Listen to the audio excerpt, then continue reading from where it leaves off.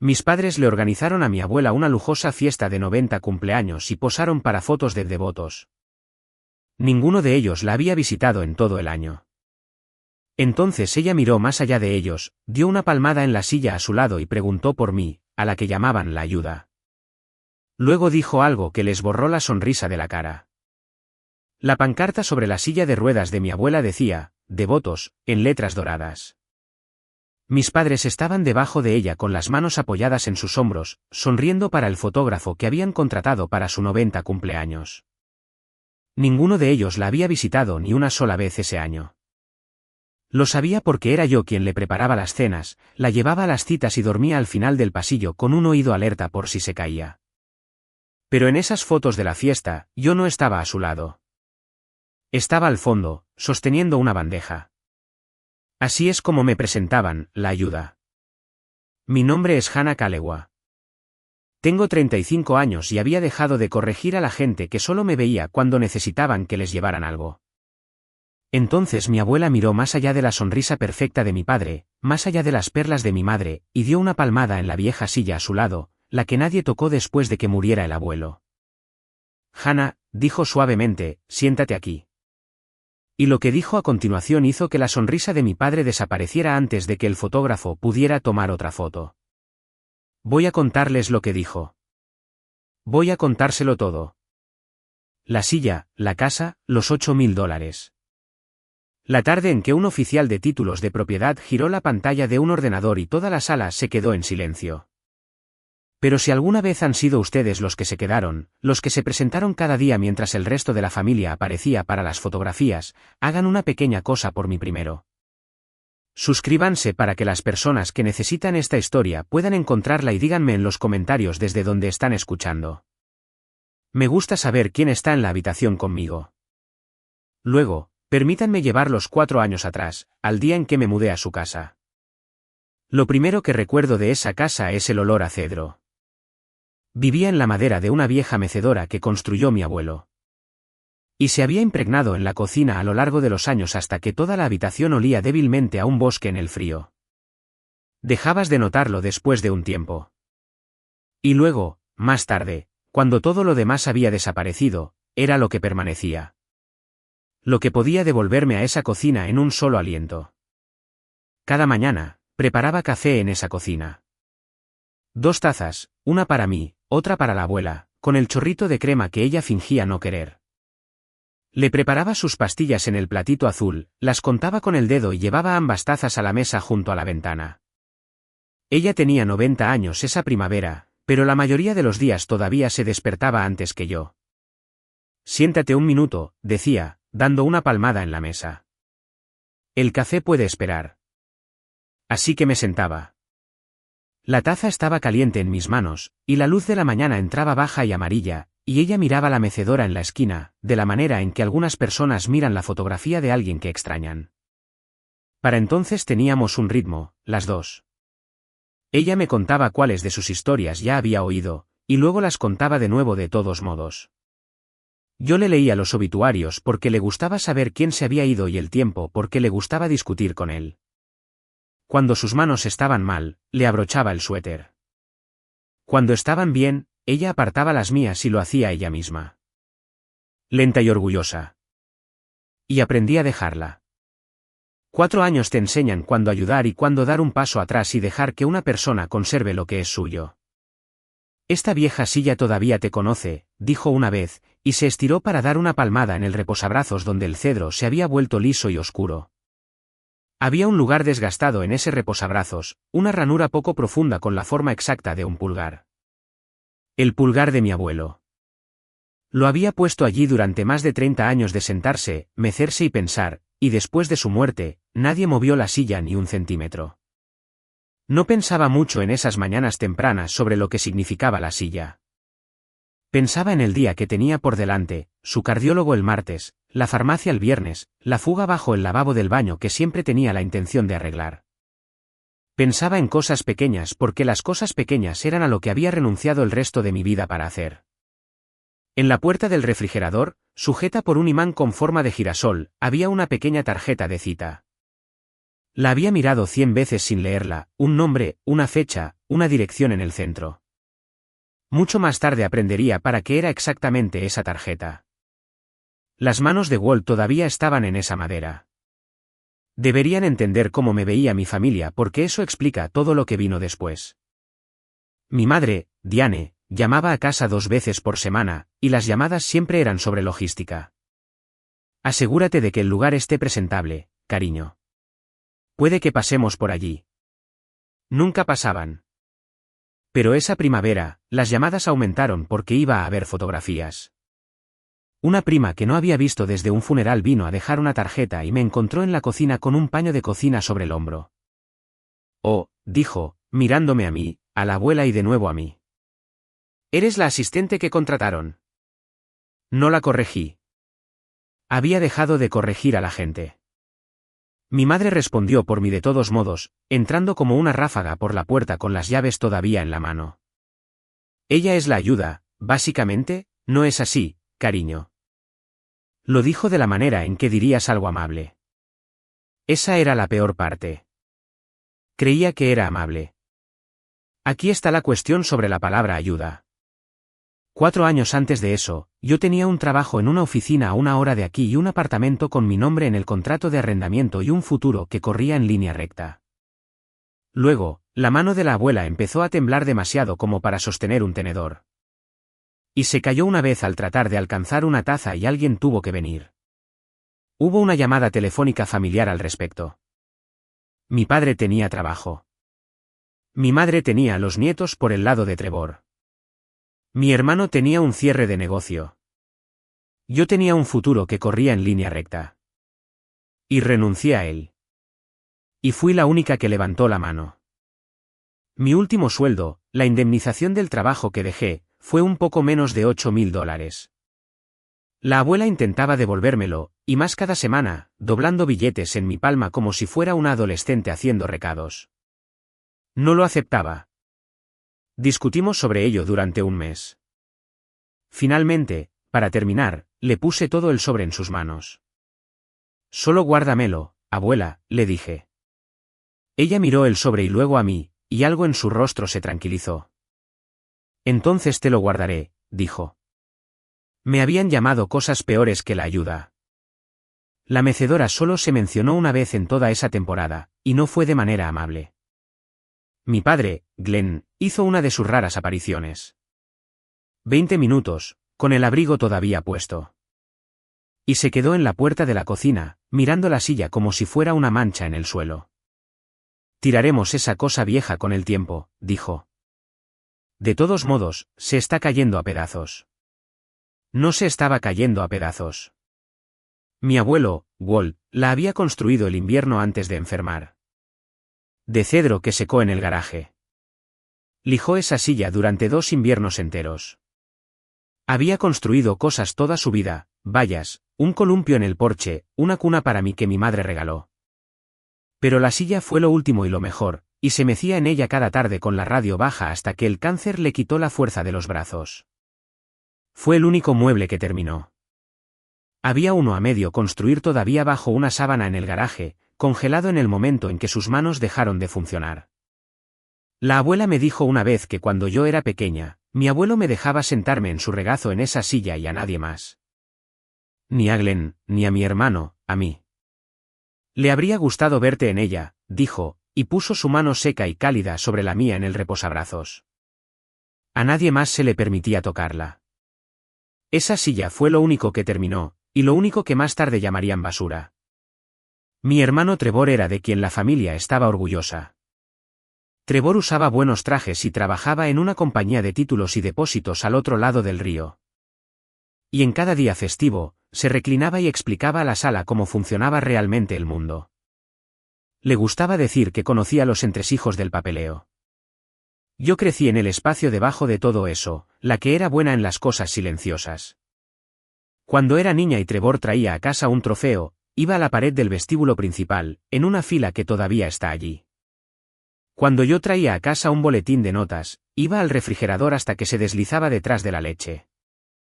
Recuerdo tener 9 años y pasar una semana construyendo un puente a escala para la escuela, pegándolo en esta misma mesa de la cocina, y mi padre pasar junto a él al salir por la puerta y decir, Trevor habría usado un kit. Pequeñas cosas como esa, 1000 de ellas apiladas a lo largo de 35 años hasta que dejas de esperar que la puerta se dé la vuelta. Y entonces un día eres una mujer adulta en la cocina de tu abuela siendo llamada a la ayuda por tu propia madre. Y ni siquiera duele como debería. Simplemente confirma algo que archivaste hace mucho tiempo. Esa primavera, Trevor me dio una palmada en el hombro en la cocina y miró a la abuela dormida en su silla. Eres buena con la abuela, dijo. Alguien tiene que serlo. Lo dijo como un cumplido.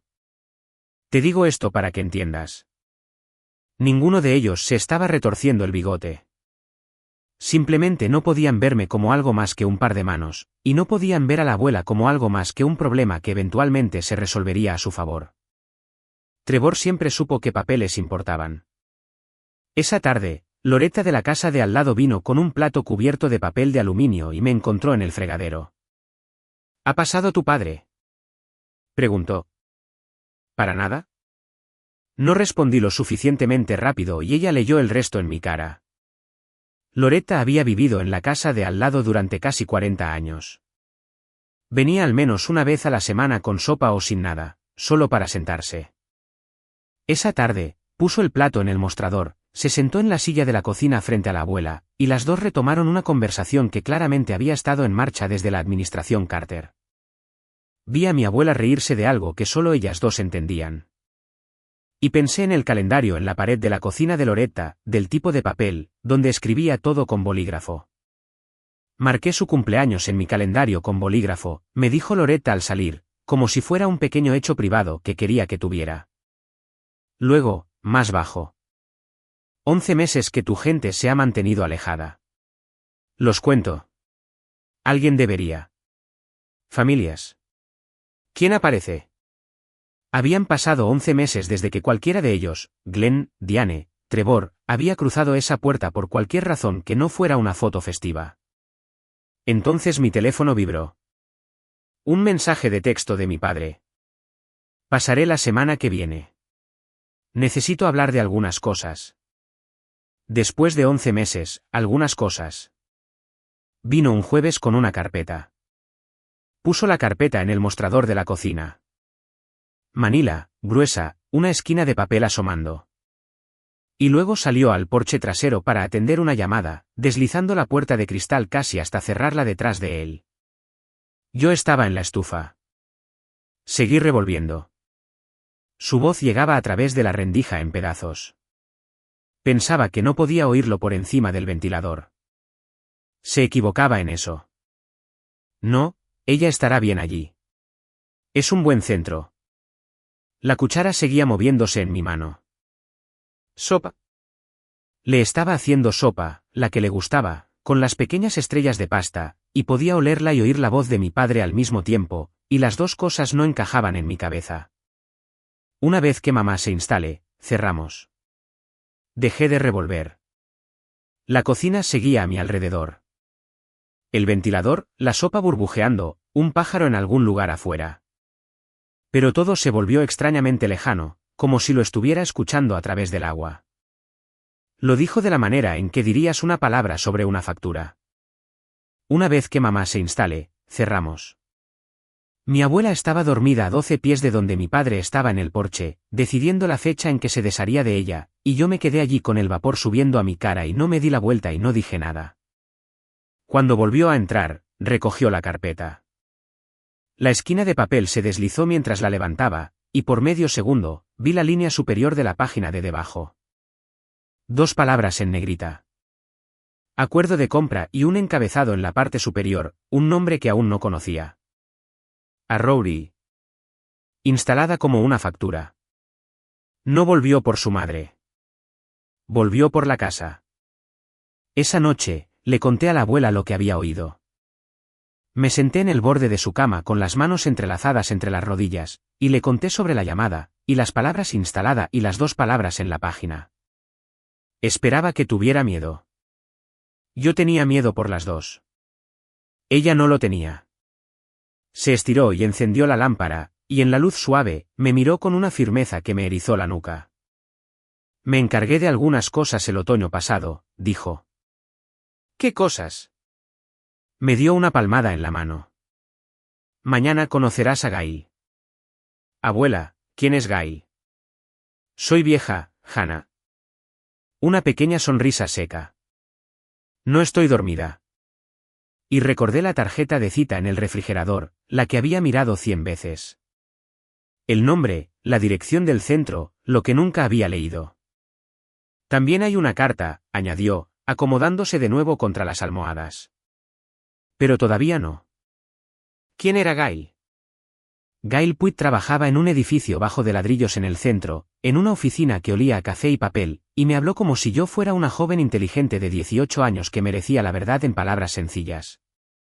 Puso una carpeta en el escritorio entre nosotras. La carpeta de la abuela, no la de Glenn. Y la abrió lentamente. Tu abuela vino a nosotros el otoño pasado, dijo Gail. Contrató a este bufete ella misma. Vino aquí con una vecina, no contigo. Esa parte fue a propósito, y te explicaré por qué en un minuto. Pasó una página. Hizo 3 cosas.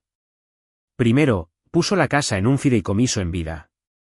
Segundo, te nombró a ti como fideicomisaria sucesora y única beneficiaria.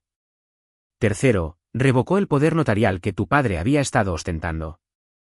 Escuché las palabras. No las entendí todas de una vez. La casa, dije. Ha estado en un fideicomiso para ti desde octubre, dijo Gail. Tu padre simplemente nunca lo leyó. Dejó que eso se asentara. Luego me dijo la parte que más importaba, y se inclinó hacia adelante cuando lo dijo. Aquí está lo que la gente no entiende sobre una persona de 90 años, viva y coleando, con dinero, dijo Gail. En el momento en que un miembro de la familia que vive con ella aparece como beneficiario, alguien grita que la anciana fue manipulada, presionada, que no estaba en su sano juicio. Así que tu abuela hizo esto de la única manera que nadie puede deshacer. Usó su propio abogado, no el mío a través de ti, el suyo. Y se reunió con él a solas. Hay una carta de un médico de la misma semana que dice que su mente estaba lúcida. Hay un testigo independiente que la vio firmar y tú no estabas en la habitación para nada de eso, a propósito. El testigo, dije. Tu vecina, Loretta, Gail casi sonrió. Estuvo aquí el día que vino el señor Doyle, firmó su nombre 2 veces. Pensé en Loretta y su calendario, los cumpleaños marcados con bolígrafo. La sopa llevada semana tras semana.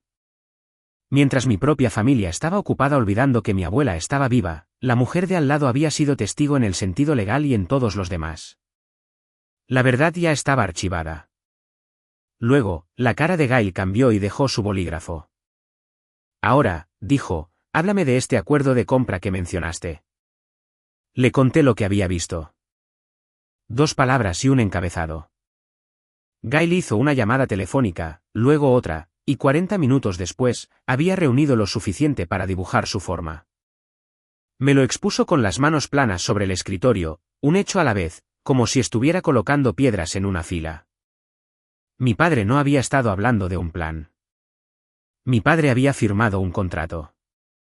Había firmado un acuerdo vinculante para vender la casa de mi abuela a un desarrollador llamado Arrowry con una fecha de cierre fijada para el 6 de mayo. Había prometido por escrito entregar un título de propiedad claro y una casa vacía para esa fecha. Y para hacerlo, había firmado usando el poder notarial, el que la abuela había anulado en el otoño. También, aprendería yo, había pedido un préstamo contra la venta antes de que ocurriera. Un préstamo puente personal de $90,000. Dinero ya gastado para apuntalar una correduría que se estaba ahogando silenciosamente. Firmó bajo un poder notarial que tu abuela ya anuló, dijo Gail. Para vender una casa que no es suya. ¿Puede hacer eso? ¿Lo hizo? Ese es el problema que está a punto de tener. Tocó una línea cerca del final de la página 2 veces con un dedo. Título de propiedad claro entregado al cierre. No dijo nada más sobre esa línea. Simplemente la tocó y me miró y dejó que el silencio terminara la frase. Me senté en esa oficina de ladrillos y traté de sentir algo limpio. Vindicación, tal vez alivio. Y lo que sentí en cambio fue una extraña y fría tristeza, porque no había ninguna versión de esto en la que mi padre fuera malinterpretado. No había entrado en pánico y tomado una mala decisión en un momento difícil. Se había sentado meses atrás y decidido que el camino más simple a través de su propia deuda pasaba directamente sobre su madre y había puesto su nombre en tinta. Había apostado la casa en un papel que ya estaba muerto. Mi abuela había construido una puerta. Mi padre acababa de encerrarse fuera de ella y firmado un contrato jurando que tenía la llave. El precio de venta estaba en el listado, $465.000. Me senté en mi coche fuera de la oficina de Gail y miré el número en mi teléfono y sentí el frío extenderse desde mi estómago. $465.000 por la casa con la silla de cedro y la ranura desgastada por el pulgar de un hombre muerto. Mi padre ya había gastado dinero que no tenía contra ella. Cuanto más investigaba, peor se ponía a su lado de la historia. La correduría bajo el agua, el préstamo a punto de vencer, un hombre quedándose sin camino. Volví a llamar a Gail con una pregunta. ¿Por qué tenía tanta prisa? Porque necesita la casa vacía para la primavera o está arruinado, dijo simplemente. Y tu abuela es lo único que se interpone en esa casa. Faltaban 8 semanas para la primavera. Unos días después, pasé junto al coche de mi padre en la entrada con el maletero abierto, y encima de una bolsa de gimnasio, había un folleto brillante. Un lugar llamado Brookhaven. Desconocidos sonrientes de pelo gris en un césped. Ya habían elegido el lugar donde la iban a poner. Mi madre lo mencionó suavemente mientras tomábamos el té que preparó en la cocina de mi abuela, como si perteneciera allí. Hemos estado mirando Brookhaven, dijo Diane, envolviendo ambas manos alrededor de su taza. Es encantador, cariño. Tienen actividades, un jardín. Hizo una pausa para la parte que pensó que era la parte amable. Cuesta un poco más de 6.000 al mes, pero tu padre y yo creemos que vale la pena por ella. Aquí está lo que ninguna de las dos dijimos en voz alta, pero lo que yo ahora sabía, y ella no. Con el poder notarial anulado y la mente de mi abuela tan aguda como una tachuela, no podían trasladarla a ninguna parte. Ella no quería ir. Ni a Brookhaven, ni a ningún lado. Todo el plan ordenado era una casa construida sobre arena, y mi madre estaba sentada en la cocina de mi abuela describiendo el jardín. Mantuve mi rostro inmóvil. Mantuve la sonrisa en las comisuras de mi boca, donde pertenecía. Pensé en mi abuela en la habitación de al lado, quien esa misma mañana había recitado un poema entero que había memorizado de niña, solo para demostrarle a Loretta que todavía podía. Y pensé en la palabra actividades y en los extraños sonrientes del folleto en el maletero del coche. Y honestamente, continuó Diane, estirándose para darme una palmada en la muñeca, has sacrificado tanto, cariño. Déjanos encargarnos a partir de aquí. Una parte de mí, la parte que todavía era una niña deslizando un boletín de notas detrás de la leche, quería que mi madre lo dijera en serio. No lo decía en serio. Dijo nosotros como si alguna vez hubiera estado aquí. Glenn quiere hablar de números contigo, añadió, recogiendo su bolso. ¿Tu parte? Mi parte de una casa que no era suya para vender. Dijo nosotros como si alguna vez hubiera estado aquí. Mi padre deslizó un cheque sobre la mesa de la cocina 2 días después. Eran $8.000. Había venido solo, de buen humor. La clase de calma generosa que tienen los hombres cuando han decidido que están siendo justos. Quería que firmara una breve renuncia, renunciando a cualquier reclamación, aceptando mudarme antes de la venta, y a cambio, el cheque. 8.000, Hannah, dijo, tocándolo con 2 dedos. Eso es generoso considerando. Considerando que, no lo dijo. Considerando que yo era la ayuda, considerando que él era el heredero y yo era una complicación que necesitaba desalojar la propiedad. Miré el cheque por un largo momento. Lo había escrito por adelantado. Con su cuidadosa letra de corredor, el decimal alineado pulcramente. Había decidido lo que yo valía, lo había redondeado y lo había traído a la mesa como un hombre haciendo una bondad. $8.000. Había oído ese número antes en esta cocina, hace 4 años, con un sobre en mi mano y la voz de mi abuela diciendo que me lo guardaría. No hice la conexión entonces. Era solo un número que sonaba mal, que se enganchaba en algo, y lo dejé pasar. No le hablé del fideicomiso. No levanté la voz. Deslicé el cheque de vuelta sobre la mesa una pulgada y crucé las manos. Lo pensaré, dije. Les dije que lo pensaría. No lo haría. Antes de continuar, quiero preguntarles algo porque este es el punto exacto en el que me gustaría saber qué harían ustedes.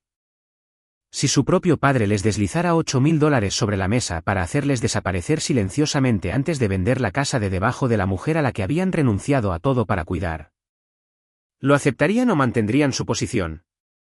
Díganmelo en los comentarios. Los leo. Ahora volvamos a ello.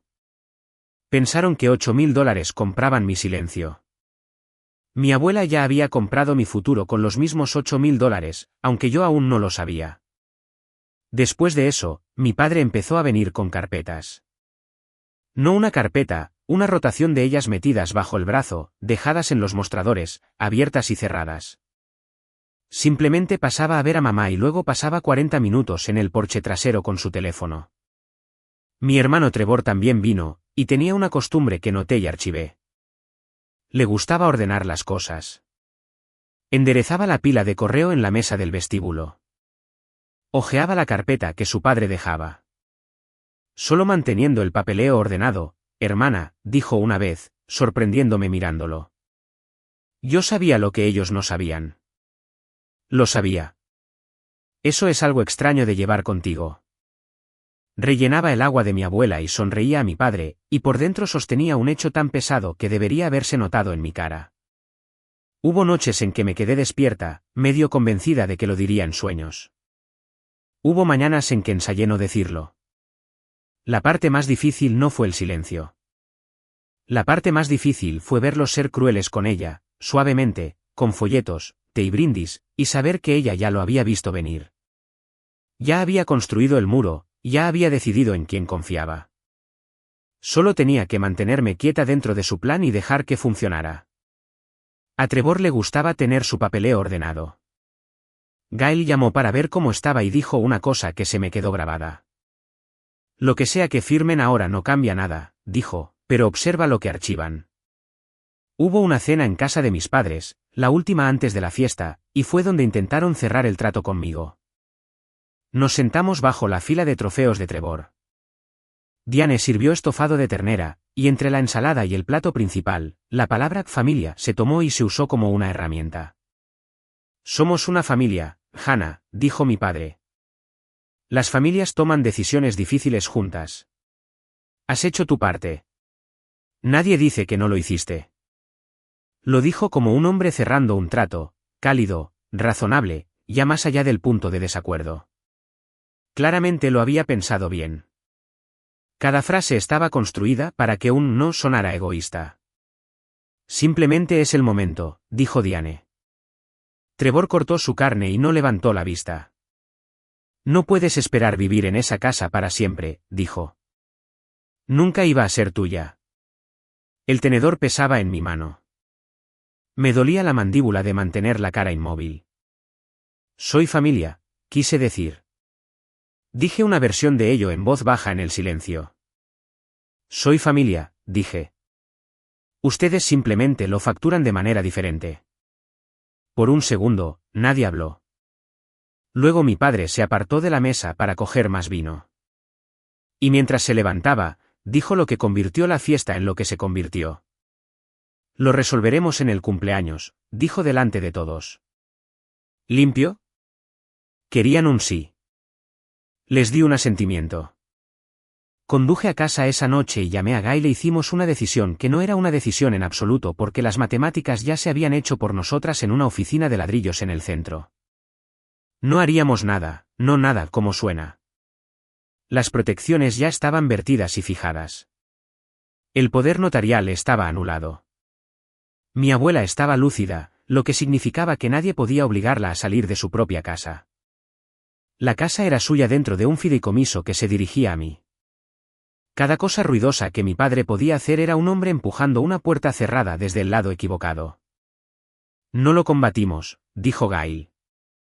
Dejamos que el calendario lo haga. La ley ya está de su lado. así que marqué el calendario en mi propia cocina. La fiesta a finales de marzo y el cierre, la fecha límite de mi padre, el día en que toda su apuesta vencía, rodeado en mayo. El 6. 2 fechas, con semanas de diferencia, compitiendo entre sí, y solo una de ellas tenía la verdad de su lado. Esa semana, mi padre llamó a Rory tantas veces que perdí la cuenta. Lo veía en el porche, con el teléfono en la oreja, golpeando la pantalla entre llamadas como si le debiera algo. Todos contaban los días hasta el 6. Solo yo sabía lo que ese día realmente contenía. Una semana antes de la fiesta, mi abuela me pidió que me sentara en la mecedora. Era tarde. El olor a cedro era espeso en la luz cálida y me había hecho acercar su silla de ruedas. En su regazo había un sobresellado. «Quiero que asumas algo», dijo. Gail lo llama ser la fideicomisaria sucesora. Es una forma elegante de decir que cuando yo me haya ido, tú eres quien decide qué pasa con esta casa. Quiero que seas tú. No respondí de inmediato. Debería haber dicho simplemente que sí. Pero la niña que había en mí, la que había pasado 35 años esperando que una familia se diera la vuelta, dijo algo más pequeño. Sigo pensando que cambiarán de opinión, dije. Si tan solo. Si hago lo suficiente, si no causo problemas, tal vez.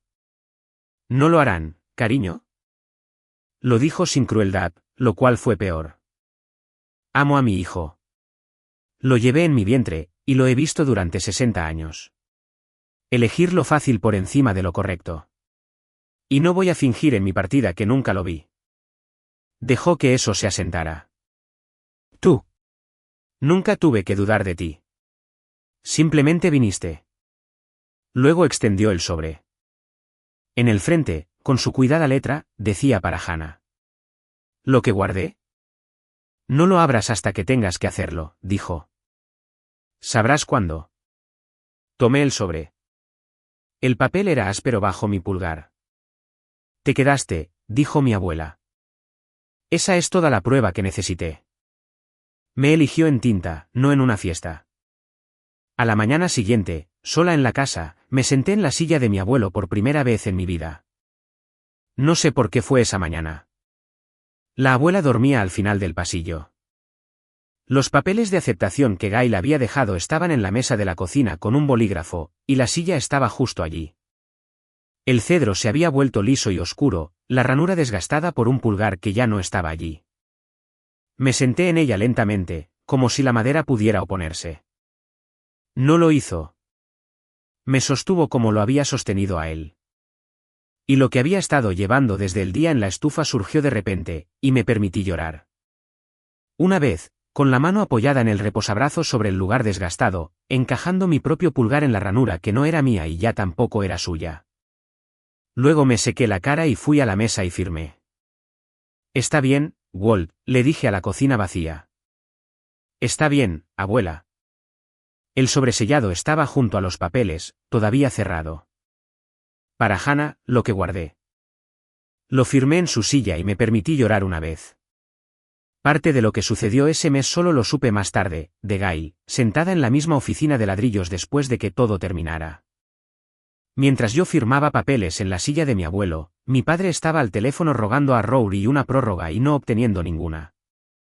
Los abogados del desarrollador estaban apretando, no aflojando. Y cuando mi padre fue a buscar los documentos del patrimonio de mi abuela, el fideicomiso, los términos, lo que le habría dicho todo, se topó con un muro. El bufete no se los entregaría porque el cliente no era él. Estaba tan seguro de que era el heredero que nunca se le ocurrió preguntar quién lo era en realidad. Y mi hermano Trevor, ese hombre tranquilo y ordenado, había empezado a tener una idea. La clase de idea que un hombre tiene cuando la ruina de su padre es también la suya.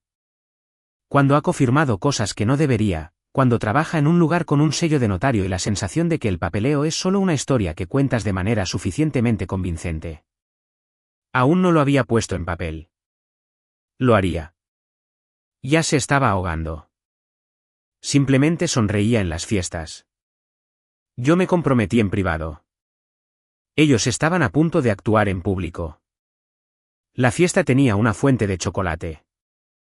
Quiero que se lo imaginen como lo vieron los invitados, una carpa alquilada en el patio trasero, manteles blancos, 30 personas que no habían llamado a mi abuela en años sosteniendo platos pequeños, la pancarta sobre su silla de ruedas, devotos en oro. Pedida por internet y colgada esa mañana por un hombre en una escalera, y un fotógrafo que mis padres habían pagado moviendo a la gente a sus posiciones, diciendo a todos que se acercaran. Yo llevaba una bandeja de ponche. Llevaba despierta desde las 5 de la mañana preparando la casa para gente que nunca había puesto un pie en ella. Le había peinado como a ella le gustaba. Le había planchado la blusa que eligió. Y luego llegaron los parientes y el fotógrafo y me convertí en un mueble. Un mueble útil, del tipo al que le pides que traiga cosas. Una mujer a la que medio reconocí me agarró del codo. Oh, ella es la ayuda, ¿no es así, querida? ¿Podrías traer más servilletas? Mi madre, cerca, sonrió y no la corrigió. Y fui y traje las servilletas.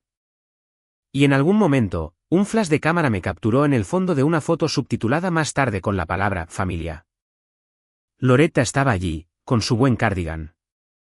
Miró la pancarta y luego al fotógrafo, colocando las manos de mis padres en los hombros de mi abuela, y negó con la cabeza en un gesto solo para mí. Devotos en oro. 11 meses demasiado tarde. Entonces mi padre se levantó y golpeó un vaso. Quería hacer un brindis. Dijo que quería resolver algo delante de todos, con amor. Tenía la atención de la sala. Tenía la sonrisa de las fotografías. Mamá cumple 90, dijo, cálido, expansivo, y cuidar de alguien de su edad es mucho. Así que Diane y yo le hemos encontrado un lugar donde estará debidamente cuidada. Un lugar maravilloso. ¿Es el momento? Hubo un suave murmullo de aprobación. Alguien dijo qué suerte tenía. El fotógrafo levantó su cámara. Mi padre levantó su copa hacia mi abuela como si ella ya se hubiera ido de la habitación. Brindó por ella como si ya se hubiera marchado. Y mi abuela, en su silla de ruedas, dejó su propio vaso sobre la mesa con un pequeño y deliberado clic. Miró más allá de la sonrisa perfecta de mi padre, más allá de las perlas de mi madre. Se estiró y dio una palmada en el asiento de la mecedora a su lado. La silla de mi abuelo, la que nadie había tocado en años, la que había insistido en que llevaran a la carpa. Hannah, dijo suavemente. Siéntate aquí, justo aquí. La carpa se silenció por partes, como lo hace una habitación cuando aún no sabe por qué. Dejé la bandeja. Crucé el césped. Me senté en la silla a su lado, y ella tomó mi mano. Y luego le habló a la sala con una voz que no temblaba. Estos dos contrataron a un fotógrafo, dijo mi abuela, para una mujer con la que no se han sentado en un año. Dejó que la frase hiciera efecto. Hannah me prepara la cena todas las noches. El fotógrafo bajó su cámara. Luego giró la cabeza ligeramente hacia mi padre y dijo el resto con una voz destinada a él y lo suficientemente alta para todos. Sé exactamente lo que estás planeando, Glenn, y estoy mucho menos confundida de lo que les has dicho a todos. Fue entonces cuando su sonrisa se desvaneció. No cayó lentamente. Estaba allí. Y luego desapareció. Como una luz que se apaga. Y debajo había una cara que nunca le había visto poner en público. Atrapado, calculador, asustado. No podía discutir con ella. Discutir era admitir que había algo que discutir delante de 30 personas y una pancarta que decía devotos. Así que se quedó allí con la sonrisa muerta y la copa levantada y al otro lado de la carpa la mano de mi madre fue a sus perlas. Metió la mano en su chaqueta para coger su teléfono, lo sacó a medias para llamar a alguien, para comprobar algo. Y luego lo guardó. Se dijo a sí mismo, estoy segura, que no importaba, que él seguía siendo el heredero, que una anciana de lengua afilada favoreciendo a la ayuda no cambiaba nada. Estaba equivocado, pero le quedaban 3 semanas antes de descubrir cuán equivocado estaba. Y las pasó como lo pasaba todo, seguro. No me regodeé. Quiero que sepan eso. Me senté en la silla de mi abuelo sosteniendo la mano de mi abuela, y sentía toda la carpa mirándonos a las dos. Y lo que sentí no fue triunfo. Fue el extraño y tranquilo alivio de ser finalmente vista en una habitación por la única persona que siempre me había visto, mientras aún podía, en voz alta, delante de todos ellos. Ustedes vinieron por una fotografía. Hannah vino por mí. El fotógrafo capturó el segundo exacto en que la palabra devotos se convirtió en una mentira. Mi abuela murió 3 semanas después, un sábado por la mañana, en su propia cama con la ventana abierta. Estuvo lúcida hasta el final. La noche anterior me senté con ella y me apretó la mano y dijo sobre el sobre: cuando tengas que hacerlo, Hannah, no antes. Luego durmió. Y por la mañana, la casa estaba muy silenciosa, y preparé café por costumbre antes de recordar, y me quedé en la cocina con 2 tazas servidas, y el vapor subiendo de ambas. No bebí ninguna. La mecedora estaba en la esquina. El asiento junto a su cama estaba vacío. Seguía percibiendo el olor a cedro y girándome hacia la silla como si ella pudiera estar en la habitación de al lado, como si el día todavía la tuviera en algún lugar. Hay una especie de mañana en la que el cuerpo sigue haciendo las pequeñas cosas después de que la razón para ellas ha desaparecido. Mis manos prepararon el platito azul. Mis manos contaron pastillas para una persona que no estaba allí. Las dejé. Luego lo guardé todo, una pastilla a la vez, de vuelta en los frascos, y lavé la segunda taza y la puse en el escurridor. Y la casa estaba tan silenciosa que podía oír el reloj del pasillo. Durante 3 días, mantuve la ventana abierta en su habitación porque me lo había pedido, y seguía pensando que oía las ruedas de su silla en el suelo, y cada vez era solo la casa asentándose. La silla junto a la suya permaneció vacía. Mi padre no se quedó mucho tiempo en el funeral. Tenía cosas que hacer, dijo. Papeleo. 3 días después de enterrarla, mi padre me dijo que el momento era oportuno. Lo dijo por teléfono con la voz plana de un hombre leyendo un calendario. Semana triste, dijo. Pero el momento es oportuno. Podemos cerrar el día 6 ahora. Ella no era una pérdida para él. Era una fecha liberada. Pero mientras mi padre trataba su muerte como una puerta que se abría, el bufete de Gail estaba haciendo lo silencioso y legal que una muerte pone en marcha. Un fideicomiso revocable se vuelve permanente en el momento en que la persona que lo creó muere. El fideicomisario sucesor ocupa su lugar. Así que registraron una declaración jurada de muerte del fideicomisario y prepararon la certificación que una compañía de títulos necesitaría, y al hacerlo, oficializaron en papel la respuesta a la única pregunta que importaba. ¿Quién controlaba la casa ahora? No Glenn Callewa, yo. No sé exactamente cómo se enteró. Una llamada de la compañía de títulos, probablemente, pidiendo documentos al fideicomisario sucesor y el fideicomisario sucesor no era él. Lo que sí sé es que mi madre me llamó, alterada, y me pasó a mi padre, y su voz había perdido la calma. ¿Fideicomisaria sucesora?, dijo. Ese debería ser yo. ¿Deberías ser tú? Había estado diciendo versiones de eso toda su vida. Unos días después, apareció algo en los registros públicos del condado que no había estado allí antes. Una escritura. Mi abuela, según afirmaba, le había transferido la casa a mi padre personalmente, individualmente. Poco antes de morir. No lo había hecho. Pero allí estaba, registrada con su nombre. Programaron el cierre para el día 6. También lo hizo la verdad. 3 días antes del cierre, Gail me llamó y me habló de la escritura. Alguien registró una escritura de renuncia, dijo. De tu abuela a tu padre, con fecha anterior a su fallecimiento. Su objetivo es enturbiar el título y permitir que la venta se realice. Una pausa. Quiero que me escuches claramente, Hannah. Es una falsificación y se va a desmoronar en el segundo en que alguien la mire, pero significa que alguien acaba de cometer un delito para salvar este trato. Le pregunté cómo sabía que se desmoronaría.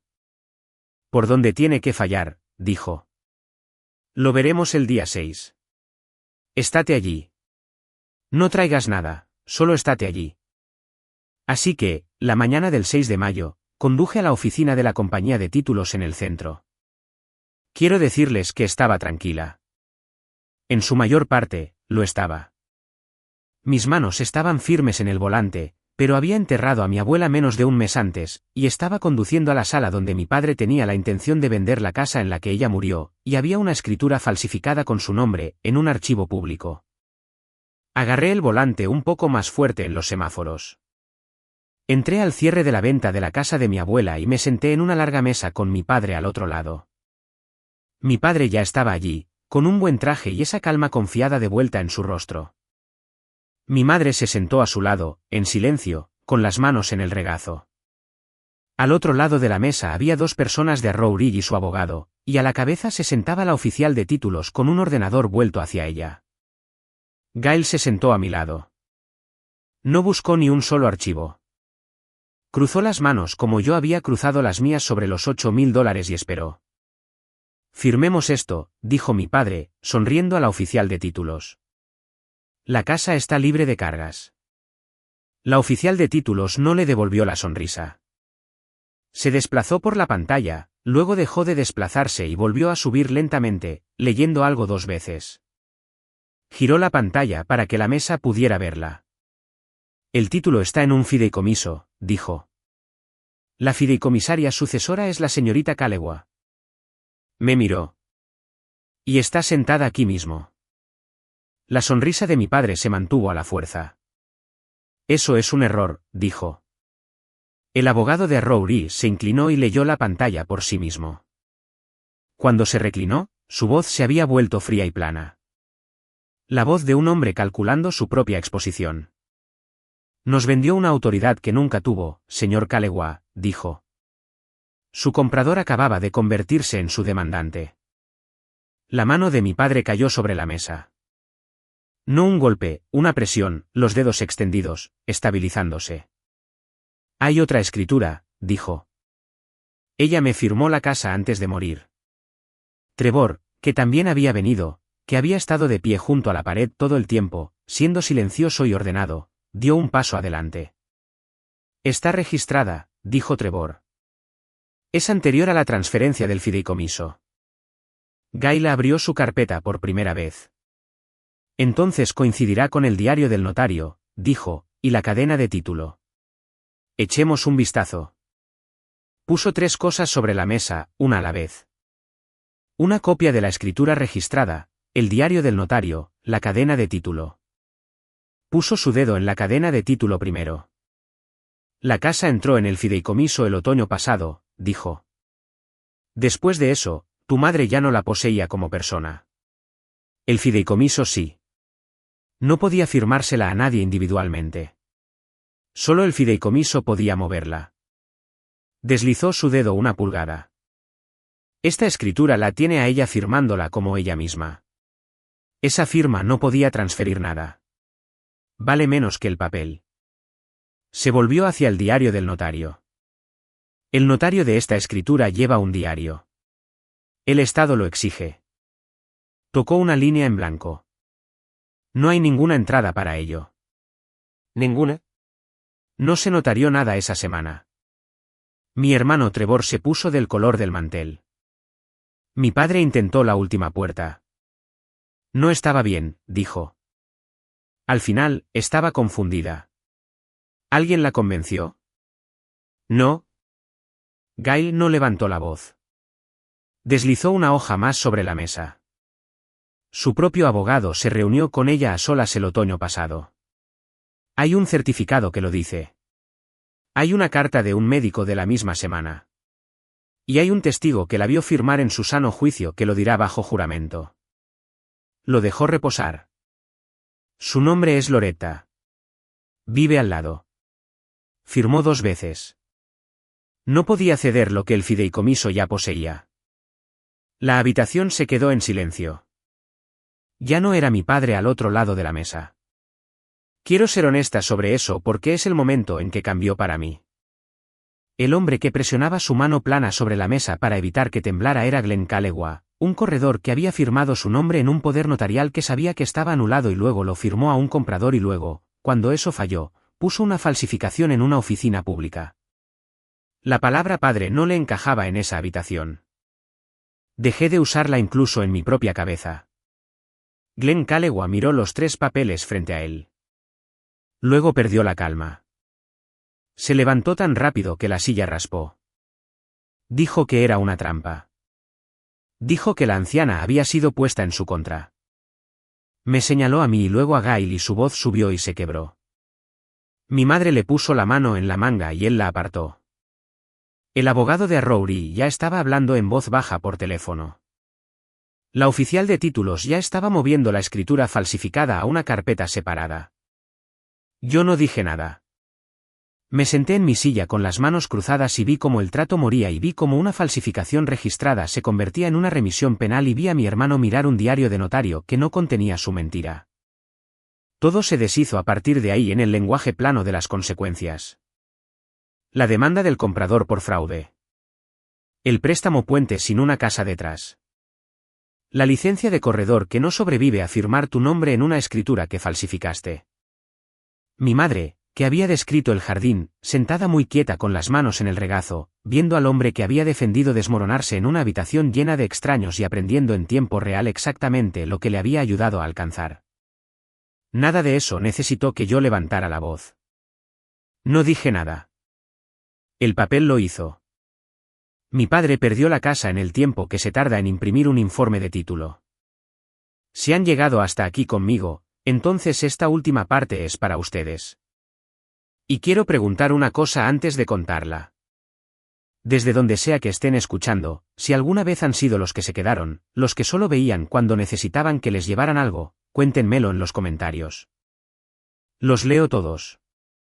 Y si esta historia los encontró en el momento adecuado, suscríbanse para que pueda encontrar a la siguiente persona también. Luego quédense conmigo. Hay una cosa más que mi abuela dejó y que aún no había abierto. En las semanas posteriores, todo se desmoronó para ellos como Gail dijo que lo haría, solo que más lento. La demanda del desarrollador llegó primero. Luego, el préstamo puente sin casa detrás se convirtió en un agujero del que mi padre no pudo salir. La escritura falsificada fue a donde van las escrituras falsificadas. Y mi hermano Trevor, el ordenado, aprendió que un profesional de títulos y depósitos que registra un instrumento falsificado no puede conservar su carrera ni permanecer en el lado cómodo de un tribunal. La licencia de mi padre fue sometida a revisión. Ninguna de estas cosas terminó rápidamente. Algunas de ellas no han terminado ni siquiera ahora. Pero todas comenzaron. Y todas comenzaron por 3 hojas de papel en una larga mesa. Mi madre llamó una vez. Quería que entendiera que ella no sabía nada de la escritura. Probablemente no lo sabía. No cambiaba el jardín que describió ni el nosotros que nunca se había ganado. No contesté la segunda vez. No necesito que paguen. El papeleo ya lo hizo. La casa estaba tranquila ahora y era mía y todavía olía a cedro. Abrí el sobre un jueves, sentada en la mecedora con la luz de la tarde entrando baja y amarilla como lo había hecho en todas esas mañanas. El cedro estaba en la madera bajo mis manos. La casa estaba silenciosa a mi alrededor. El buen tipo de silencio ahora. El que te pertenece. Le di la vuelta al sobre. La cuidada letra de mi abuela, para Hannah. ¿Lo que guardé? Rompí el sello. Dentro había una carta. Y se la voy a leer tal como la escribió porque ella tiene la última palabra en esto, no yo. Hannah, si estás leyendo esto, entonces me he ido. Y finalmente tuviste que abrirlo, lo que significa que esperaste como te pedí. Buena chica. Quiero que sepas que lo vi todo. Las cenas, las pastillas en el platito azul, las noches que dormiste con un oído alerta. Vi quién vino y vi quién no. Y nunca dejes que reescriban eso con una fotografía. La casa es tuya. Lo hice con cuidado para que nadie pueda quitártela. Y siento que tuviera que ser tanto papeleo para algo tan simple. Una casa es solo madera de todos modos. Tú eras el hogar. Cuida la silla de tu abuelo. Te dirán que es basura.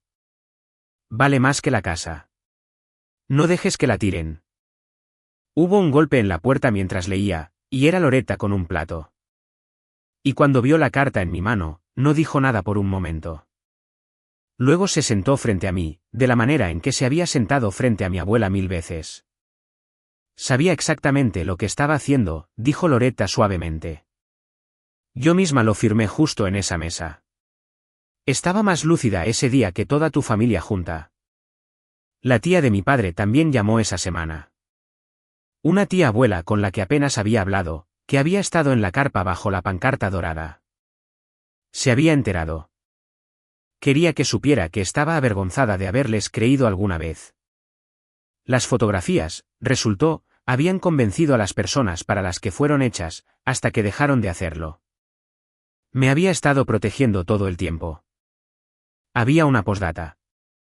Casi me la pierdo, doblada en la parte inferior de la página. PD, la silla y los 8000. Ambos tuyos, siempre lo fueron. Detrás de la carta había un segundo sobre, suave por el tiempo. Mi propia letra en el frente de hacía 4 años.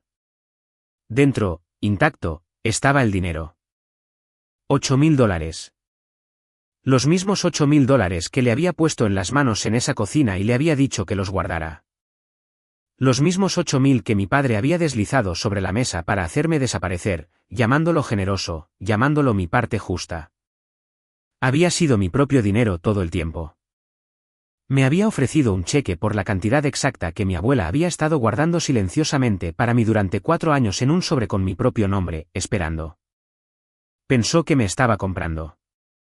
Me estaba devolviendo lo mismo que yo le había confiado que guardara, lo último de la vida a la que renuncié para venir y sentarme en esa mesa junto a la ventana. Ella lo había guardado porque sabía que algún día intentarían ponerme un precio, y quería que viera en mi propia mano exactamente cuán pequeño era su número junto a lo que ella había estado protegiendo. Tuve que dejar la carta. Leí el resto de pie junto a la ventana porque no podía hacerlo sentada en su silla. Me ofrecieron mi propio dinero. Ella lo había mantenido a salvo. Algunas tardes ahora, la casa se llena. Loretta viene, un par de vecinos. Hay una niña de la calle de abajo que ha decidido que la cocina es suya, y ha descubierto la mecedora. La primera vez que se subió, sentí que todo mi cuerpo se quedaba quieto. Esa silla, la que nadie tocaba, la que mi padre quería tirar. Casi le digo que se bajara, pero la voz de mi abuela estaba en mi cabeza, y el olor a cedro estaba en la habitación. Y entendí finalmente que una silla que guardas para siempre no está siendo honrada. Está siendo enterrada. Mi abuelo la construyó para que se sentaran en ella. Mi abuela la dejó para que la conservaran. Así que la dejé mecerse en ella. Ahora me siento en la silla a su lado. El lugar de mi abuela, el que ella palmeó esa tarde bajo la pancarta dorada. La niña me preguntó el otro día si podía sentarse más cerca. Ven, siéntate conmigo, le dije, y di una palmada en la silla a mi lado. La casa todavía huele como en las mañanas en que mi abuela estaba en ella. 2 tazas de café en la mesa junto a la ventana. Eso resultó ser lo único que necesitaba conservar. Ellos posaron como devotos durante una tarde. Ella había sido devota durante 90 años, y dejó la prueba donde solo los leales pensarían en buscar. Di una palmada en la silla a mi lado para alguien más. Esta historia es completamente ficticia y está destinada únicamente a fines de entretenimiento y educativos.